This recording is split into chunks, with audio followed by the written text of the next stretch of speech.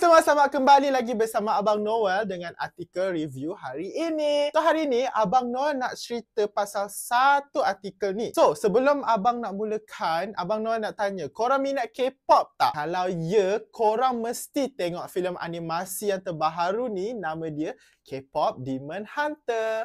Alah, yang lagu yang We going up, up, up. Tak nak nyanyi lebih-lebih. Nanti korang tersuka pula. Adik-adik semua bayangkan idola K-pop yang selalu menari dekat atas pentas tu, tapi bila malam mereka jadi pemburu iblis. Pula gadis Huntress ni bukan biasa-biasa tau. Siang mereka superstar. Malam mereka lawan makhluk jahat dengan pedang sihir.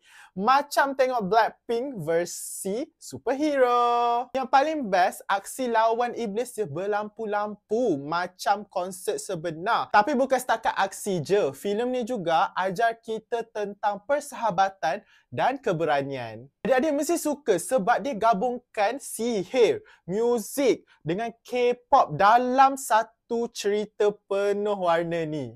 Jadi kalau adik-adik nak tahu lagi, boleh baca artikel ini sekarang.